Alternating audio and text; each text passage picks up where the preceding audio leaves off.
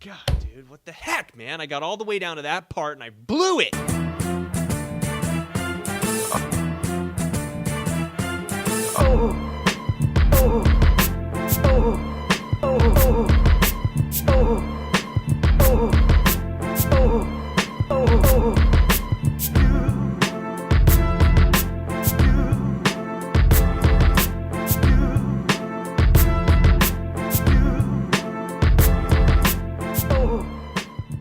All right, guys, today we're going to talk about how your company can plan and execute an effective social media marketing strategy. Let me throw some numbers here at you guys. According to a study of advertisers by Adweek, 92% of businesses use social media to connect with their customers and prospective customers. According to another study published by HubSpot, 88% of marketers want to know how to measure their return on investment from their social media initiatives better. 83% of all marketers are actively pursuing social media marketing initiatives. 6 out of 10 small business owners, are not able to track return on investment from their social media activities, or they don't know how to. And so this tells me that marketers believe they need to be on social media, right? They're there. But as far as getting there in order to engage an audience, to generate leads, to convert sales, but they're not quite sure on how to tie it directly to their company's performance, be it sales, and effectively measure all the overall performance. Social media platforms are incredible channels to distribute content. Visual content is 40 times more likely to get shared on social media than any other type of content. Shocker there. Articles with an image are more likely to be shared. Articles with an image every 75 to 100 words get double the amount of social shares. Okay, so images accompanied by text perform way better. 71% of online marketers use visual assets in their social media marketing. And researchers have found that colored visuals increase people's willingness to read a piece of content by 80%. People they don't just want text anymore. Yeah. There needs to be creative in there. So given these stats, I mean, Mikhail, we know our listeners, we know our viewers believe in social media marketing. They are there actively. But what can you share? What insight can you share with them on their approach about social media platforms and how they can market their businesses there? It's so interesting that you gave us those stats and showing how visual each platform is becoming. In fact, even the microblogging platform Twitter incorporated videos, live video with Periscope. You can put GIFs. GIFs? I never get that one. I think it's GIFs. Is it GIFs? It's GIFs. All Let's right. go with that one. But so the first thing to think about is thinking about the context in which somebody is going to be consuming your content, right? Mm-hmm. The way that somebody is on Instagram is completely different than how they're on Facebook. If you notice, on Facebook, it's a lot of like, share my stuff. They're responding to video memes, things like that. Whereas Instagram is still, regardless of the fact that there's video capabilities, is still like highly favored toward great photographs, right? And now, like, color blocking on Instagram is getting very important. Business Insider-esque videos are really popular on Facebook. Like, you have to speak the language of each platform, right? So I think that's the number one thing that people can look at. But in addition to that, you have to put together a strategy that's going to be consistent. Like the way it is now is like, if somebody expects you to be posting every day on Instagram, you miss 2 or 3 days, you're missing a lot of engagement, and Instagram's algorithm is crazy aggressive. And if you miss 3 days, you're not getting the same index that you did as you did last week, right? Whoa. So you got to make sure that you have everything in place the way that you want. Wow, interesting. So how do our viewers and our listeners approach measuring the return on investment with their social media marketing efforts? Well, there's a lot of different things. Number one, before you start running Facebook ads, you have to make sure that your foundation is set up properly. Your foundation being your website. How many people have we run into where they don't have a landing page set up or any way to actually capture information? Yeah, definitely. That happens all the time. So if it's like, think about it. If you're building a house and you don't have your foundation is going to fall pretty fast. And I think it goes back to actually overall business strategy for me, because a lot of times if you don't already have a website, that means that your back of your house is probably pretty messy.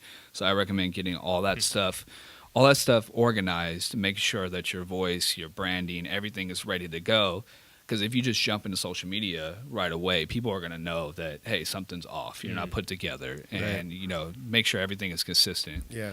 And that's just going back to say, like make sure you're prepared in business practices before you even jump into social media. That's my So a solid social media strategy is a byproduct of sort of doing the foundational work, doing the hard work, before you, like you said, just jump into social media. Exactly. Yeah, it's a representation of how you do business to me. If your social media is all over the place and you're scheduling, like you say, if you miss 3 days, well, to me, that means that you're probably too busy to really communicate your brand to your consumers or your audience. Right. That tells me that you're not paying attention enough. You're not putting the time in. Yep. So for your question, like how are they going to track it after that? Yeah. Foundation, really important. Facebook offers a Facebook ads pixel, right? And that's going to help you, one, track audiences. Like in the last episode, we were talking about targeting people. That's really important for that. But also it's going to show you your conversions if they're set up properly. So your Facebook ads pixel.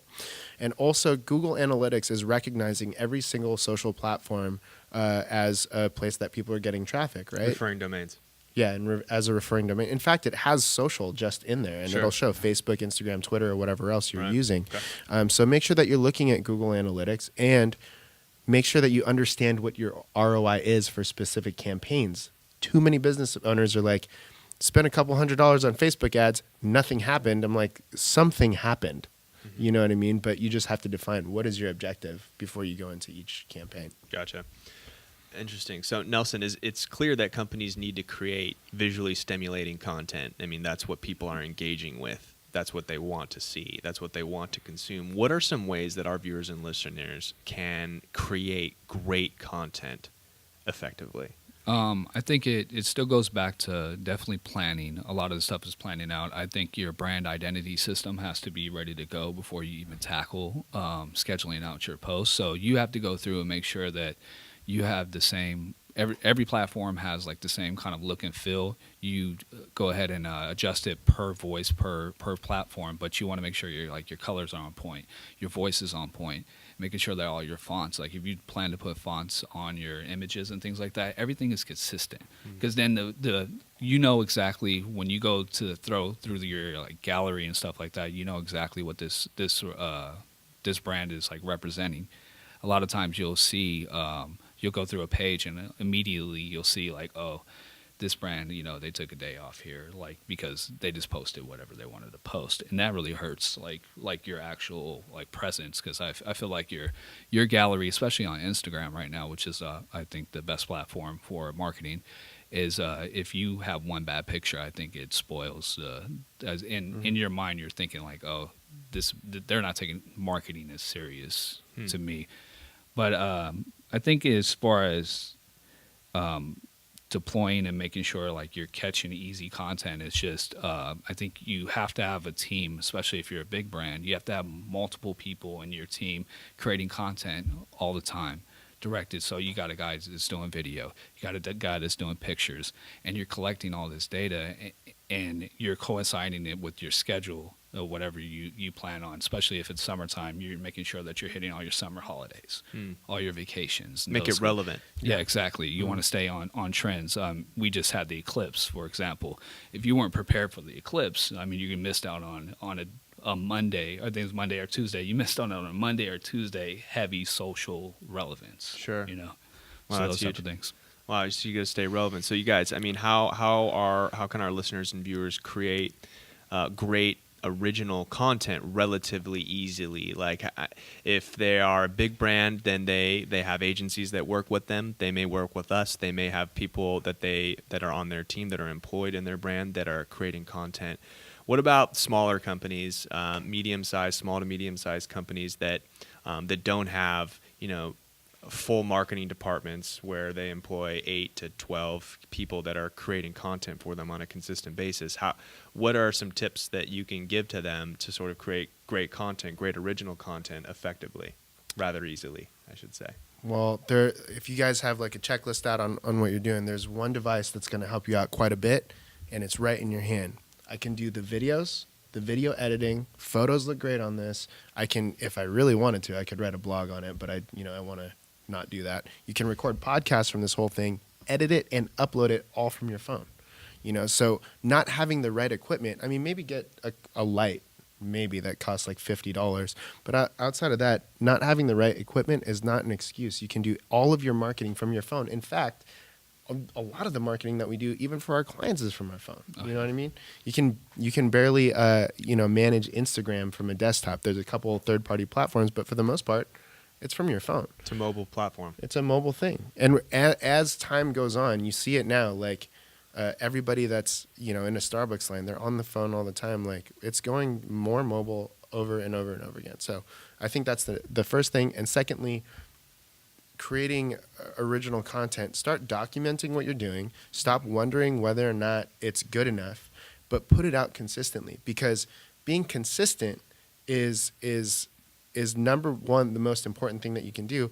Whether or not it's good, that's not up to you. That's up to your consumer. You know what I mean? That part is subjective. So don't worry about that too much. Put it out, like, don't put out dog crap. There's a very fine line there. Sure. But don't get hung up on it. Just start doing it. We're talking about being consistent, right? And having, that brand identity that's consistent, that people are accustomed to seeing, that they expect to see. And then, using things like our smartphone to create great content that's branded and it's original on a consistent basis. How do companies plan for this stuff? How is it that how do they set up a way to sort of plan or schedule their posts, or how would you sort of direct them to do that? And maybe how would you direct them to make improvements to what they're currently doing? I mean, we first take a 30-day calendar. We go ahead and go through all the holidays, important holidays to that brand, make sure that we're geared up in advertisement for that, or for posting. And then we go back and think about, how is that going to look together for us? It's how can you color block these eight images with the brand's color identity? So you're making sure that you're staying on point with that. And then back to what Mikhail said, I also think that you go back and you document while you're doing that. But I think you use more of a Snapchat, or you use more of an Instagram on the back end while you're doing that, so everybody now feels like they're connected behind the scenes as well. But it's important for a company to really hone in on what special, like either holidays or national days or anything like that they can use as leverage that day for engagement. Right, and it's going to be relevant to their audience, yeah, no matter where they are. Exactly. Yeah. And a content calendar, I mean, we hear a lot about it all the time. They're obviously super important, and it's a great way to structure your content distribution. How do you use a content calendar, Mikhail? Yeah, just like Nelson said, we'll make sure that we knock out at least the holidays, the big things. But once we have all the content together, you got to look at everything from a 30,000-foot view. And a very easy way to do that is on your Instagram profile, because let's be honest, that's where a lot of people are. If you go to just your profile, and I'll show it to the audience, look at how it looks when you're not in one picture. A lot of people are doing that to vet companies before they make a purchase. So as you're curating all your content, look at it from 30,000 feet. Does this look good? Does this look cohesive everywhere? And then at that point, you can deploy that content. Gotcha. So branding's huge. The way that you present yourself, that consistency, right? The thing that people come to expect, and a brand is what is driving decisions now. People are falling in love with brands and the why. What's an effective way that a company can brand themselves using social media? I think the first thing is to understand, and Nelson's going to debate with me on this one, but I'm a huge believer that your brand isn't dependent on the style of your photos or a color scheme. It's what people actually think about you when they're done consuming your content. When I think of Nike, I can't think of the last color swoosh that I saw. But what I do know is when I put on a pair of Nikes, I feel like I'm more stylish, like I can dunk like Jordan, who's the actual GOAT, and that'll be a different episode. And like, for sure. You know what I mean? And just have that. It's a feeling that I get when you put on a pair of Nikes, right? They didn't cookie me. Right. So it's like, So that's what I would say about branding. It's like, be consistent in your voice, be authentic in your voice, and understand who am I talking to and what do they want to hear, and then continue speaking that way. Yeah, Gotcha. I think from the case of Nike, they've held true with the logo though. That's the whole thing. Is if you set up your foundation right, you can run that to the end of time. So I think that's an important thing to make sure that you establish that really early, Gotcha. and everybody like really know what color scheme. I think for me as like a graphic designer, when I think of Nike, I think of orange immediately. I think of boxes of Nike. So that's kind of.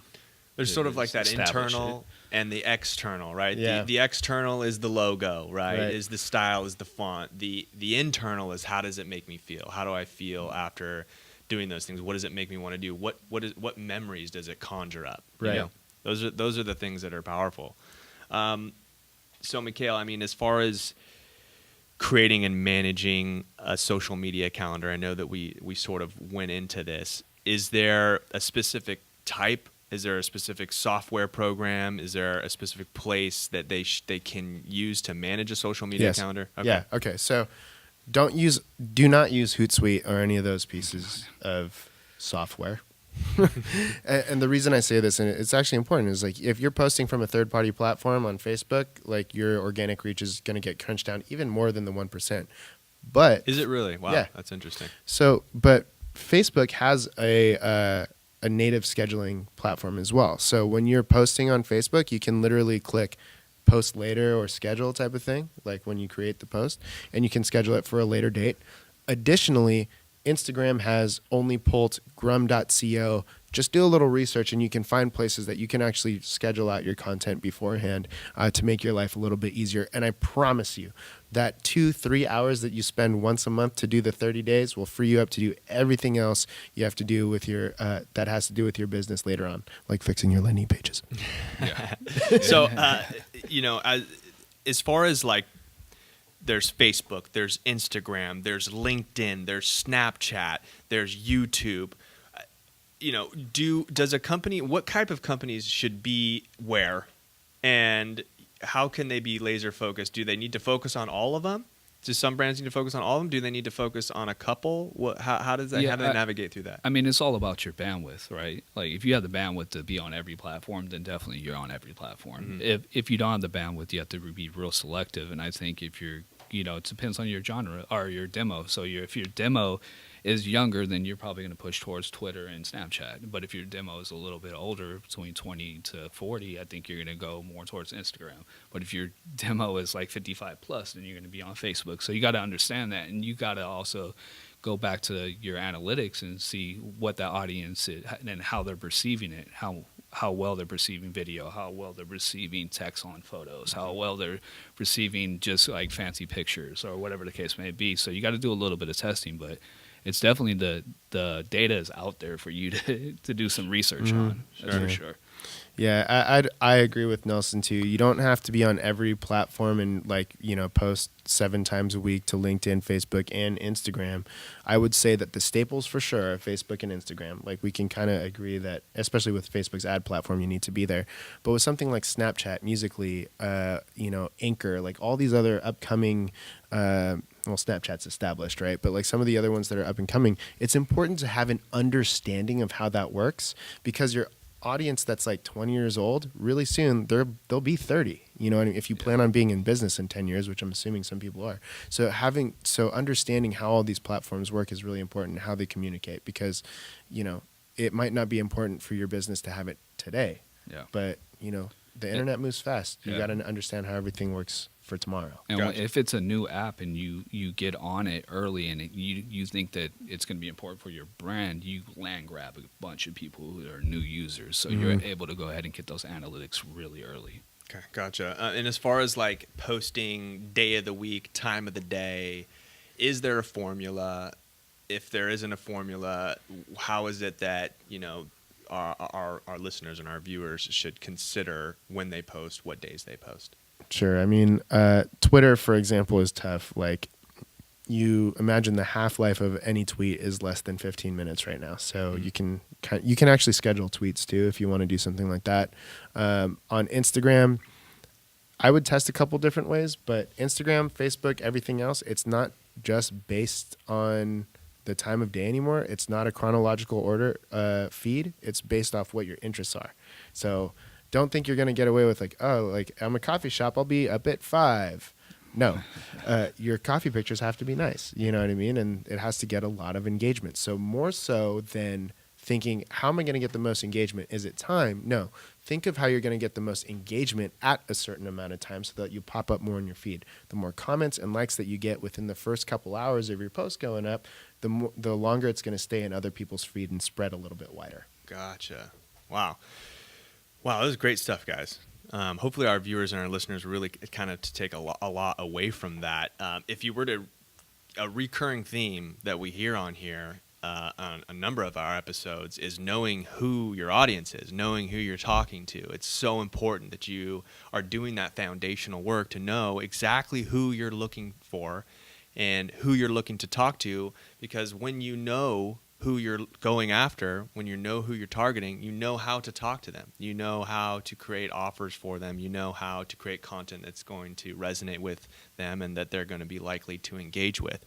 And at Replay, we do funnel books, and we do a free buyer persona in every funnel book. So take advantage of that opportunity if you haven't already.